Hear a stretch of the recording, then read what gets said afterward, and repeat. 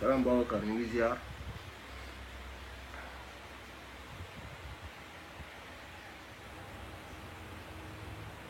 Cheikh naa mon frère patriote maa ngi lay nuyu maa ngi lay ziar. Pape Mbaye maa leen di nuyu yéen ñëpp maa ngi nuyu di ziar yéen ñëpp.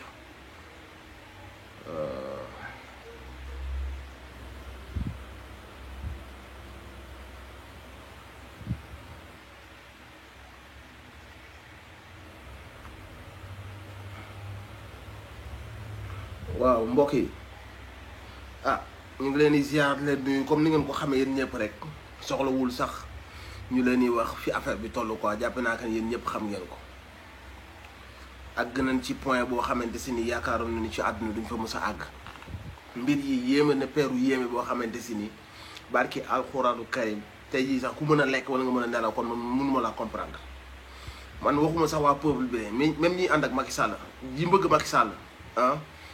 nekkul ne sax man dama ni li may xalaat di ñëpp di xalaat de mais pour dire vrai nit ñi ànd ak Macky Sall man mënu ma leen comprendre nit ñi nga xam dañuy am seen xel nekk ay nit yu jàmm nit yu bëgg dëgg nit yu gëm yàlla man nit ñooñu sax tey jii mënu ma leen comprendre tey barki alxuraan mënu ma comprendre sax tey jii ki nga xam si ni mooy def lii waa Sénégal ki nga xam ni mooy def lii ay jaamu yàlla man mënu ma comprendre sax nit ku jóg ko ne kii laay àndal wala kii laay jàppal wala kii laa bëgg man loolu xaw ma mënu ma koo xam parce que kii nii barke alxuraana billahi wallahi taalahi lazim Macky Sall yées ci àdduna bi wan nañu ko Macky Sall du nit maanaam affaire bi toll na foo xamante si nii nekkatul sax ay layam ay si maanaam bu ñuy wër suñu noon ñun Sénégal bu ñuy wër ko yées ci jaamu yàlla yi bu ñuy yër ki gën a bañ Sénégal ki gën a bañ jaamu yàlla yi bañal leen jàmm mooy Macky Sall barke alxuraan Macky Sall le premier ennemi du Sénégal mooy Macky Sall Macky Sall suñu bakkan yi la teg si xott Macky Sall loi bi mu def nii waxuma ñu voté ko yooyu yëpp àggaguma fa de mais le simple fait Macky Sall xalaat loi bi nii le simple fait mu am bopp bi xalaat loi bi moo la war a waxal ni degré de perversité bi nekk ci Macky Sall mais c'est extrêmement grave. Comment on peut naka la nit mën a pousser peuple am dëkkam à ce niveau naka la nit mën a poñee dëkkam à ce niveau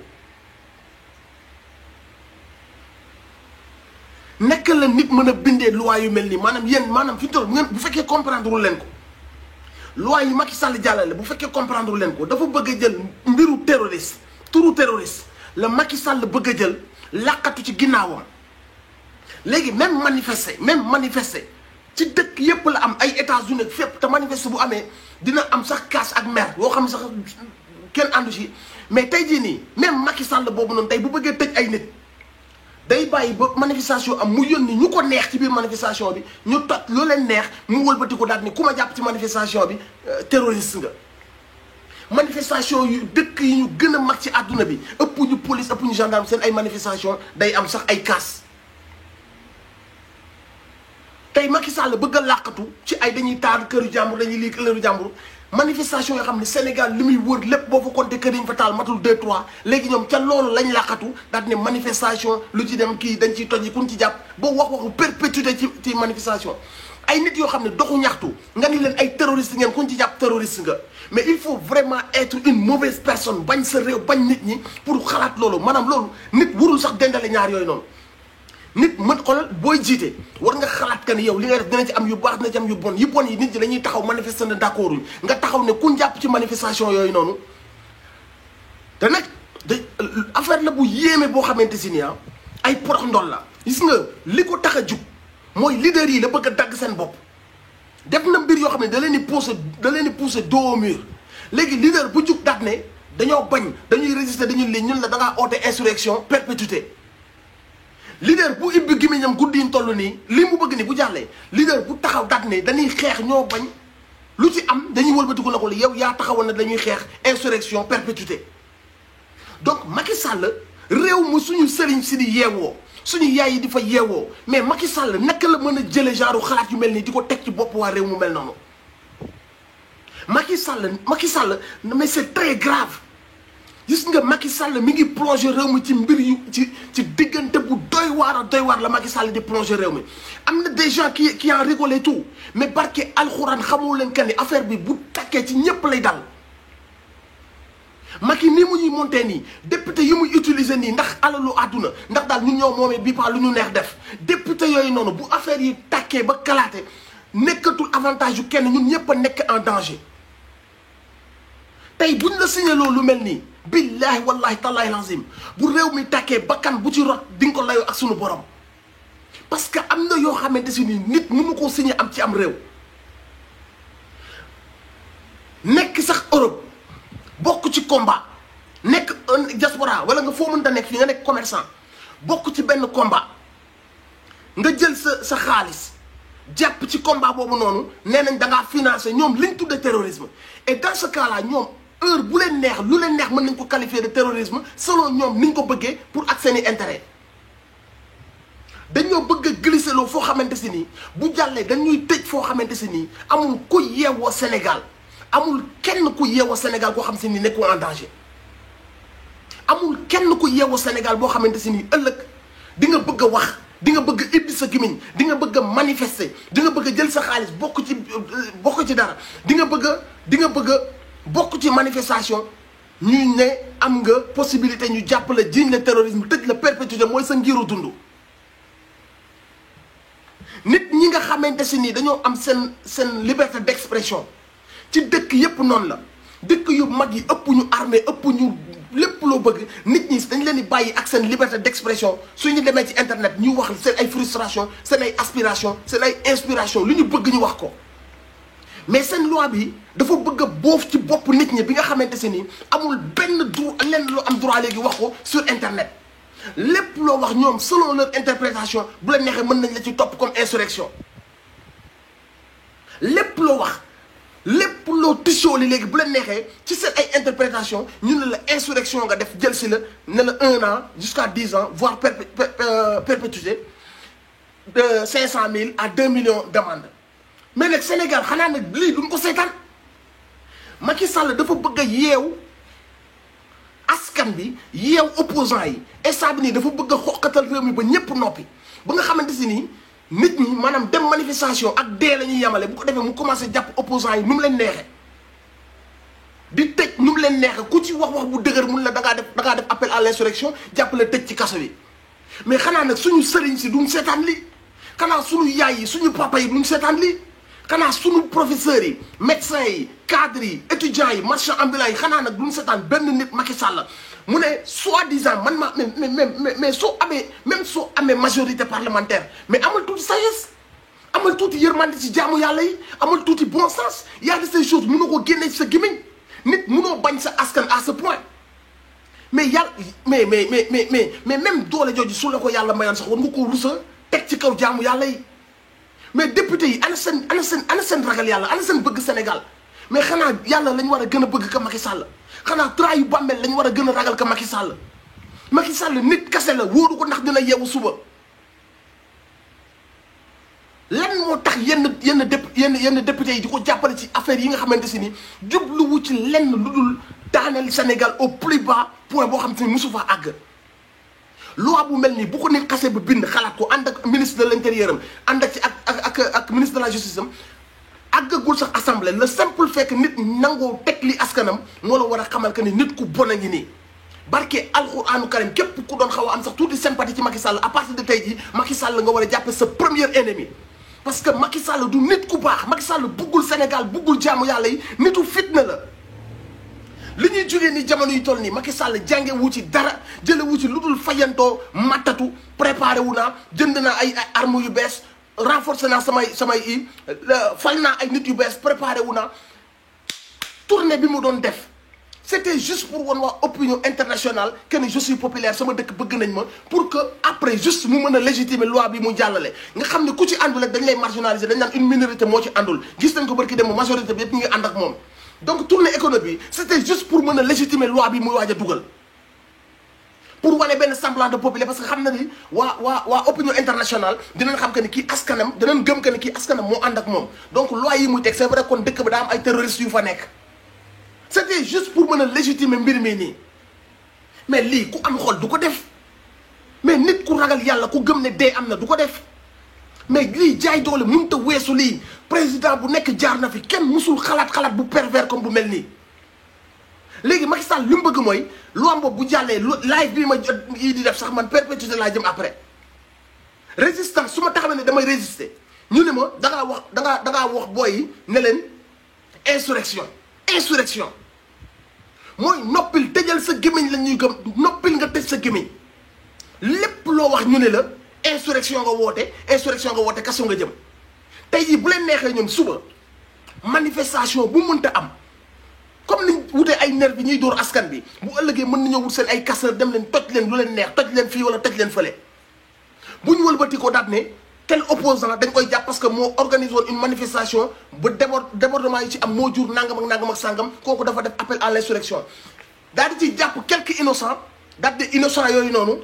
da ngeen a toj nangam ak sàngam bu ko defee les vrais coupables génn naat ndànk daal di dem seen yoon loo xamante si ni amoo ci contrôle mënoo cee wut ay lois yu mel noonu adduna bi yépp dañ koy jéem a gérer les affaires de manifestation dañ koy jéem a gérer ndànk rek accompagner ko parce que am réew noonu lay doxee day am ñu d'accordul Macky Sall mu ngi saaga drapeau bi Macky Sall mu ngi toroxal drapeau bi barke alxuraan Macky guux nañu Macky moom nañu instant bi nii lii ñun Sénégalais yi lii waxuma sax nangu ñu koy signé duñ ko signé mais dama ni le simple fait Macky Sall xalaat lii ba bind ko ci kayit war naa tax ñun Sénégal yépp ñu jug taxaw temm woote résistance ne lii du ci dal te Sénégal war nañu à partir de moment képp ku xamoon a am 1% de sympathie ci Macky Sall nga xam ne kii mooy sa pire ennemi parce que billaahi ci buumu njaame la ñu jëmel barke alxuraanu karim Macky Sall ci xeexante suñu biir la ñu jëmee parce que lii nii mer bi mu nar a indi insurrection gis ngeen waa ETA gis ngeen li ñu doon def parce que tey jii nee na même kuñ ne da ngaa def terrorisme maanaam manifestant bu ñuy seet nga denc ko sa kër Macky Sall nee na yow mi ko denc terroriste nga yow tamit te mën ngaa def perpétuité ça veut dire que ni mu ngi ñuy pousser vers la rébellion bi nga xamante si ni moo am membre ETA yi noonu lañ doon def ay nit di xotti loi di fat ay nit di leen nëbb mu jaral leen risque boobu noonu parce que ña lay dénoncé ak ñi nga xam si ni jàpp nañ la parce que tey boo jàppee nit nga dóor leen jàpp ay nit nga tëj leen ay at billaahi wallahi tallahi lazim suba bu seeni doom yeewoo xam ne ñii ñoo defoon ni seen baay ñu daw songi ña leen ko defoon wala ñi ñuy àndal barke alxuraan guerre civile lañ jëm Macky mënoo contrôler le peuple tu ne peux pas avoir le contrôle sur le peuple c'est impossible tu ne peux pas avoir le contrôle nit ñi mënoo moom nit ñi boofu seen kaw c'est impossible jamono ji terroristes yi dictateurs yi toog seen askan toog seen digg bopp moom leen jamono jooju jeex na il faut nga bàyyi nga yeewu ci sa gént yi ñi la tiim ñëpp ànd ak yow ci lii ay dëmm lañu te xam nga ni ay dëmm lañu barke alquranu karim ñooñu noonu suñu deret tuuru suñuy bakkan rot pare nañ pour loolu noonu pour garder seen ay poste pour garder seen confort pour mën a ñi ngi naan waaye nan dëgg ndeyu booy ñu ngi toog fi ñu toog naan ku ci rewantu rek nañ woo coy ñu damm ndeyam ñoom loolu la ñuy wax ñoom ñëpp loolu la ñuy wax lenn kasa moo tax ñu koy fàtte nañ que ni lii bu tojee billaahi duñ fekk njariñ bi barke Cheikh na Bass duñ fekk njariñ bi lii bu tojee ñoom ñi lay ruux yaakaar ni que ni bu dëkk bi tàkkee ñun kase la ñuy jàpp ñun kase ñooy dee am na loo xam ne boo ko xasee ba taal bul xam fan lay mujjee am na mbir yoo xamante si ni da nga ko taal yaakaar ni ñële kase lay dal billaahi buy wàññeeku war sa kaw daf lay bett képp ku toog nekk ci confort guddiñ toll nii nekk ci salaire bu rëy nekk ci 8-8 nekk ci ay milliards yoo denc nga jàppe que ni askan bi daal ñoom la man je suis à l'abri billaahi wallahi tallahi lazim yaa ngi nax sa bopp parce que lii bu takkee mën na wàññeeku war sa kaw te milliards yooyu doo ko jariñoo te sa njaboot tamit yaa ngi leen di mettre en danger Macky Sall mu ngi ñuy dugal ci tooxi doona boo xamante si nii bu ngeen jugul maintenant su ngeen jugul maintenant billahi wallahi tallahi vous allez le regretter on va le regretter suñuy doom yi di ñëw ci njaameel la ñuy fekk et c'est extrêmement grave qu'un président puisse penser comme puisse agir comme ça ci peuple am résistance jot na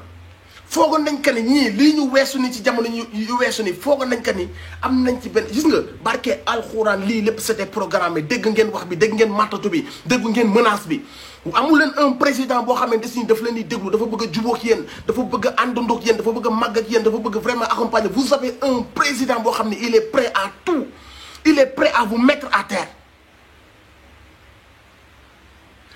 Nous avons un président boo xam ne pare na mettre ñu à terre ñun son peuple.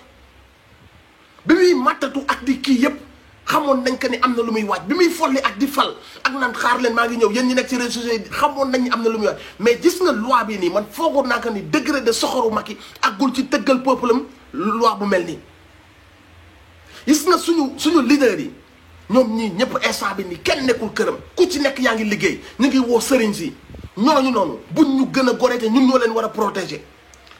parce que ñooñu nekkal foo xamante si nii. parce que ñun ñëpp mënuñoo nekk devant la caméra wala ci micro yi wala ci instance de décision yi mais ñoom li ñu bëgg mu dox ci dëkk bi ñooñu ñoo nekk di ñu ko xeexal instant bi nii. donc nous devons protéger ces gens là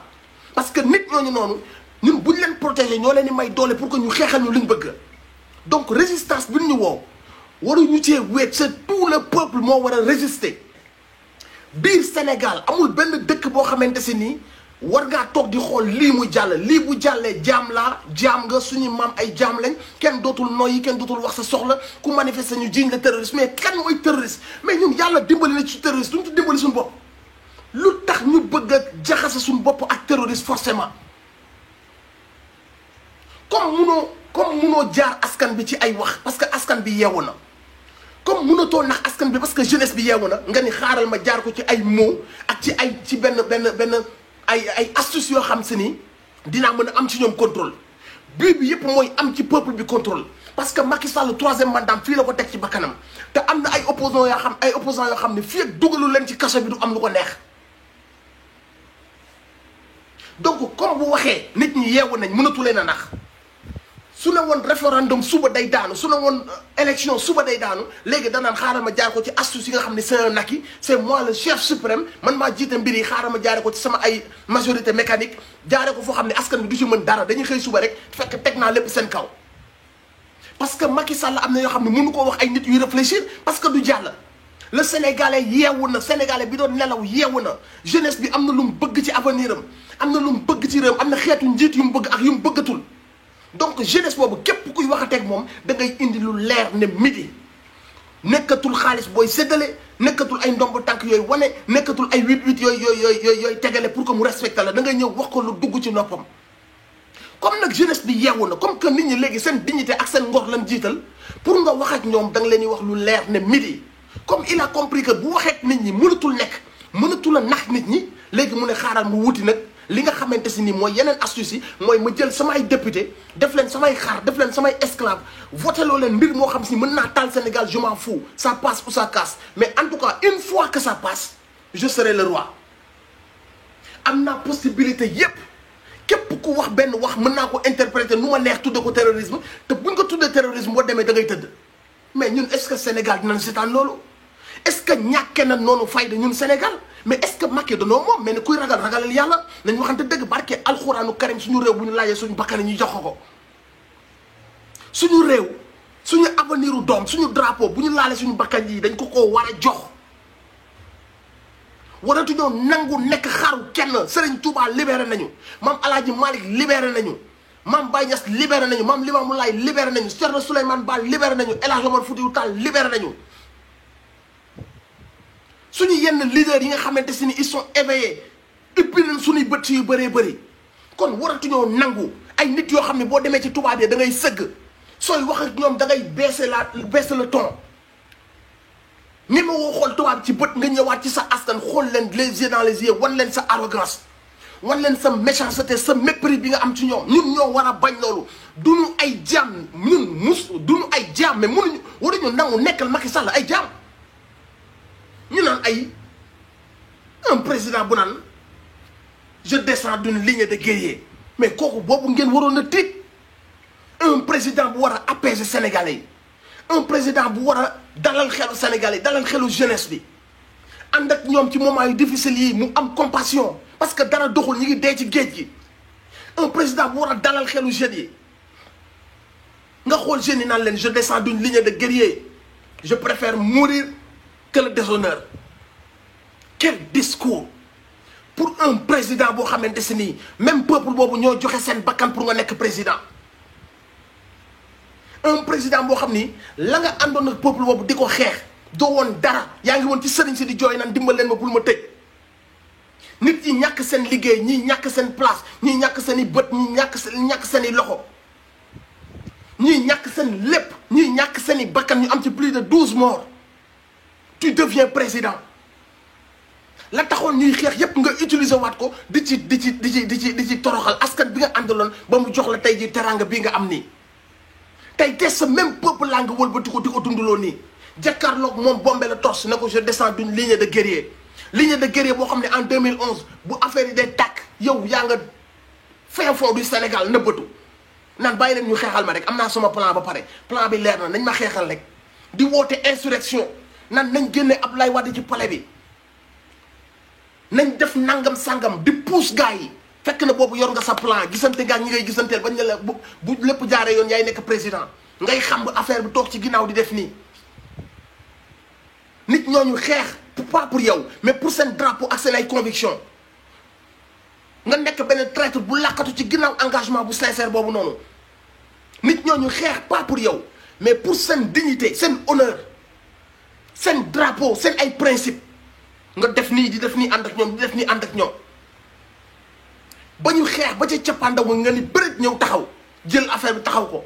première année yi nga wax ay mbir yoo xam ne dañuy waaw kay bravo lii lañ doon xaar lii lañ bëggoon lii lañ doon yaakaar nga ñëw ne corruption dootu fi am mandat bi dama koy wàññi jëlee ko 7 ans yóbbu ko 5 ans gouvernement sobre et vertueux gestion sobre et vertueuse lay def du ma passé de 25 ministres yaa ngi dégg damay wàññi train de vie wu nguur gi poste yi ñuy fal réew mi ñuy corruption bi ngay wax yépp askan bi naan waaw kay lii lañ bëggoon nag lii jaroon na ñuy xeex lii jar na sacrifice yi ñu def lii jaroon na ko ndekete yoo boobu yépp yaa ngi wut assise dooleel wut sa coalition dooleel sa bopp wut sa kii ba gën a toog doo koy commencé nag jàpp opposants yi di tëj ku la neexul nga tëj ku ne manifestation nga dóor sànni lacrymogène jàpp sëriñ si nga ni waaye sëriñ si ay personnes comme tout le monde lañ te boo demee ci ñoom Macron di leen defal nii di leen defal nii nga wëlbati lépp contre ce peuple là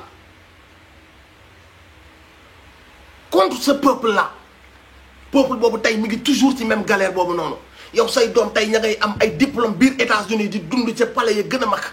sa jabar yor xaalis chèque yi xamuñu fu mu jëlee xaalis di séddale à gauche à droite ñu naan daa baax Farba Ngom ak kaneen ku la jege yor lu dul jeex ci àdduna Sénégal di gën a dellu ginnaaw hôpitaux yi di gën a dellu ginnaaw ñi def dialyse seen rey ñi gën a dee diabète bi di gën a rey njàng mi di gën a sooxe dellu ginnaaw sécurité Dakar la capitale ci jëmmi boppam nit ña mu fay génn 19 heures waxuma la ak région yi ndox amul biir Dakar chômage bi gën a yokk booy yi di jaar ci géej gi dee ngay màttatu ñenn ci suñu waykat yi ànd ak yow ñenn ci suñu mbër yi ànd ak yow ñenn ci suñu sëriñ si ànd ak yow nga wëlbatiku di toroxal même peuple boobu noonu qu'est-ce qu'on a fait pour mériter ça Macky lu ñu la ji ak li ñu ñëpp fay c'est diamétralement opposé adduna day jeex xam naa ne sax je vais pas faire la morale parce que ku am la morale ku am tout le sens de la morale du bind loi bu mel ni contre son peuple je ne te ferai pas la morale parce que xam naa que ni amoo xol lu may waxal mooy ñi dese xol mooy le peuple lay waxal barke alquranu karim jot na taxaw jot na fépp jot na taxaw résistance jot na lii bu jàllee fii du réew lii bu jàllee ñun dootul ay êtres humains nañu takk suñu bopp comme des esclaves ne ko yaa ñu moom dee moo ma gënal loolu barke alxuraan ni ma fëgg bal ci bopp moo ma gënal loolu nañ ma jël tëj ma perpétuité moo ma gënal may dund comme un góor jigéen xalaatuma ko sama àdduna on a tout quitté pour ñëw suñu dëkk ànd ak suñu jeunesse pour liggéey mun nañ leen toog kaaw li jël suñu affaire li jël suñu bopp suñu lépp lu ñu am dañ ko bàyyi pour suñu réew kon ce n'est pas pour que nit ñëw toogaat suñu bopp di pire que mbir yi ñu dundoon nag Abdoulaye Wade parce que foogoon nañ que ni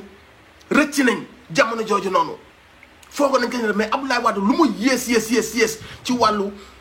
mal gestion fal ay nit yu incompétent fabriquer ay milliardaires amoon na benn yërmande bu mu amoon ci sénégalais yi musul xoqatal à ce niveau les sénégalais musul xoqatal les sénégalais à ce niveau. C'est la première fois ñu gis benn nit bu yor suñu drapeau vert jaune rouge wëlbati ko contre ñun.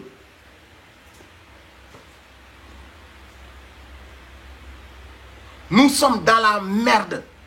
instant bi nii nous sommes dans la merde la plus totale barke alxuraanu karim bu ñu bàyyee li mu jàll c'est fini pour nous c'est fini pour nous donc résistance bi ñu leen woo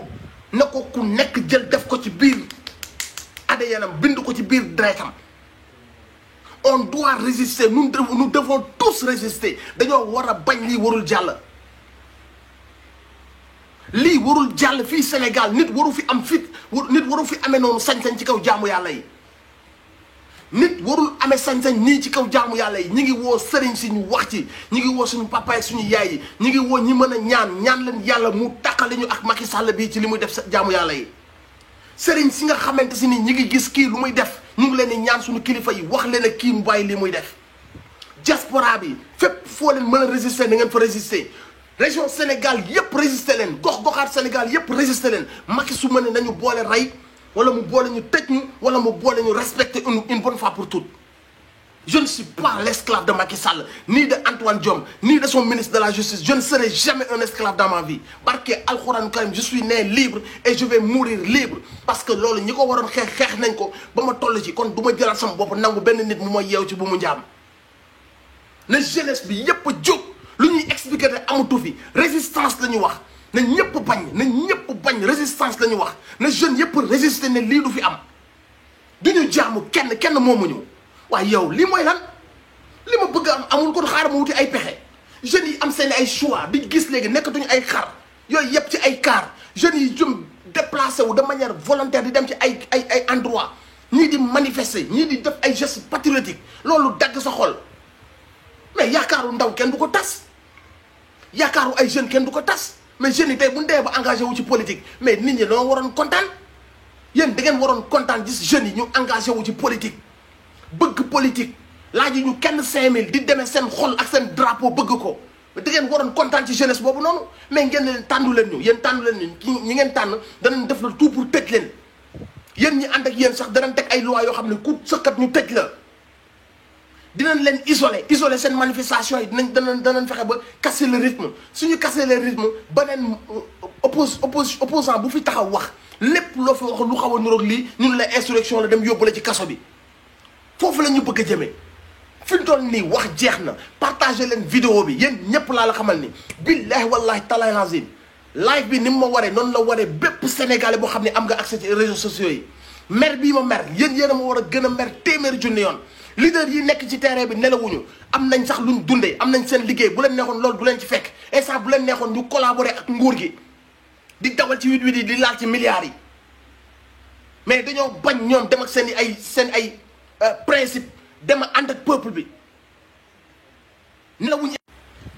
donc ñun peuple bi aussi leader yi noonu ñu nekk ci terrain bi instant bi nelawuñ ñu ngi def ay réunion ñu ngi def ñun waa peuple bi ñoo leen sax war a gën a farlu parce que lu ëpp ci ñun amuñu liggéey amuñu ci luñ jàpp ñoom au moins sax am nañ seen liggéey bu leen neexoon dootuñu wax li des seen àdduna dañuy nekk sax seen liggéey mais au moins ñoom instant bi nii abandonné nañ seen ay famille abandonné nañ yi nga xamante si nii mënoon nañ dem utiliser ko yi nga xamante si nii mënoon nañ dem utiliser nguur gi utiliser seen position liñ mënoon dem defe ko war seen askan ñoom abandonné nañ ko instant bi nii ñi ngi si terrain bi te ñoom la seen bakkan yi nekk ci xott parce que loi yi yëpp pour tëj leen pour tëj seen i gémmiñ la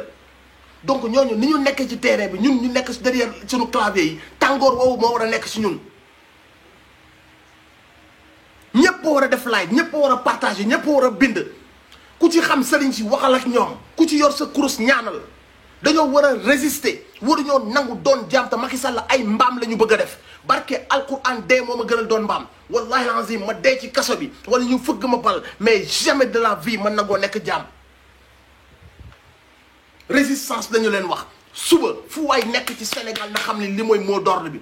du Dakar kase Thiès Diourbel Kaolack Ziguinchor Fouta Saint-Louis Touba Tivaouane Louga amul fenn foo xamante si nii kenn war naa nangu sa morom gën laa gore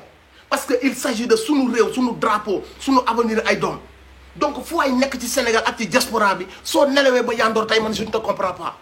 barke alxuraan boo nekkee ci jàmm nii tout va bien man je ne te comprends pas. partagez leen vidéo bi faites-en autant ku ci mën a def live def ko parce que l'heure est grave xam leen kan ni l'heure est grave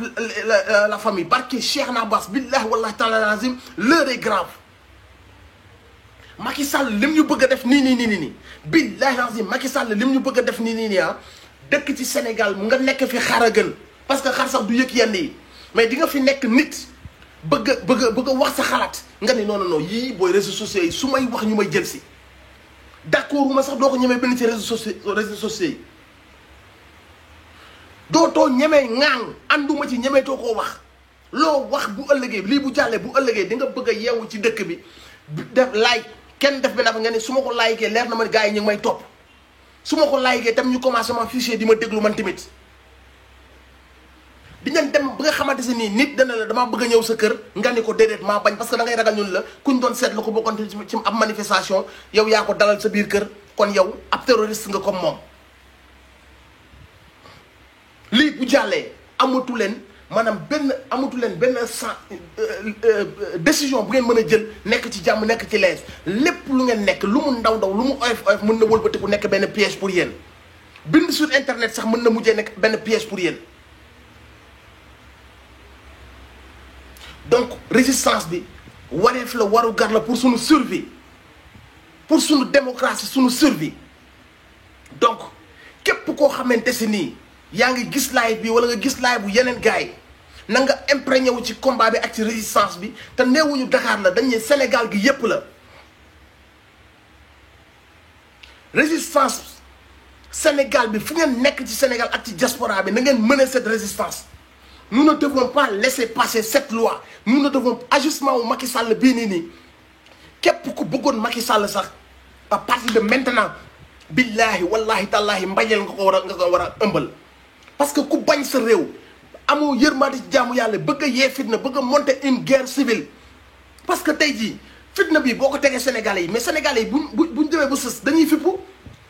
buñ fippoo dañuy fayu ci ñan la ñuy fayu ñi ànd ak yow la ñuy fayu bu boobaa ku nekk danaan kii la àndal xaaral ma daw sonko kër diw ma nga fële xaaral ma daw sonko loolu la Macky Sall bëgg indi ci réew mi il veut nous monter les uns contre les autres jaare nañ ko ci ethnie yi jaare nañ ko ci affaire u nervi yi fu ne jaare nañ ko fa ki nga xam si ni il est capable d'embaucher des nervis loi bi bu jàllee ëllëg mën ngeen def seen manifestation bu normal mu jël plus de 100 nervis tuuf ko fa daan na leen toj leen fu leen neex buñ paree ñu jàpp ci quelques gars yu dekkoon ci manifestation bi ne leen yéen manifestation dem ba yéen a toj fii yéen a toj fee dem ca leader ba ne ko yow yaa woote woon manifestation c'est à cause de toi ñu ne insurrection terrorisme bu ko defee doo am loo wax parce que yow yaa nangu loi bi ñu signé ko sa réew. donc lii mooy live bi lii mooy mot d'ordre bi partager leen vidéo bi te yéen ñëpp ngeen mener la résistance partout ci Sénégal. partout ci Sénégal mener leen résistance bi suba bu ngeen yeewu xam ngeen ne mot d'ordre bi loolu la mooy la résistance nous devons résister nous allons résister donc du ñu nangu lii mu jàll du ñu nangu Macky Sall mu moom ñu du ñu nangu Macky Sall mu tëj ñu ci piège bii nii te dara waralul lii nii bëggul suñu jàmm de nekkul ne dafa ñu bëggal jàmm dafa ñoo bëggal sécurité nekkul ne dafa am lu ko Macky Sall il a un plan bien établi et son seul objectif mooy arriver à ses fins. te bépp astuce wala bépp pexe bu mu mën a def pour àgg à ses fins dina ko def mooy lii mu nekk instant bi nii di def comme mënatul waxe askan bi bu baax leen mi ngi xool nag nan la koy jaare ci ministre de la justice bi nga xam ne moo ko moom ministre de l'intérieur bi nga xam ne moo ko moom ak majorité mécanique majoritaire bi nga xamante si nii assemblée moom moo ko moom bu ko defee dootu leen laaj seen avis dootul xool ndax askan bi bëgg lii ou pas day ñëw rek imposer leen dara yéen ñun ñëpp ñu ànd nekk ay esclave Macky Sall donc bañ leen loolu refuser cela partagez la vidéo résistons la résistance est un droit manifester est un droit et nous devons tous être les garants de notre démocratie on n'a pas le droit de nous laisser faire amel nañ ko suñu réew amal ko suñu drapeau ak suñu doom yi war a ñëw ñun ñëpp jug taxaw résister ci loolu lañ leen di woow résistance résistance résistance honneur dignité résistance patriotisme yéen Sénégal gi yëpp c'est ça loolu moo nekk les mots d'ordre. Passez une bonne soirée et faites passer le message. Demain partout Sénégal ne ñëpp jug résister. Brakazeur.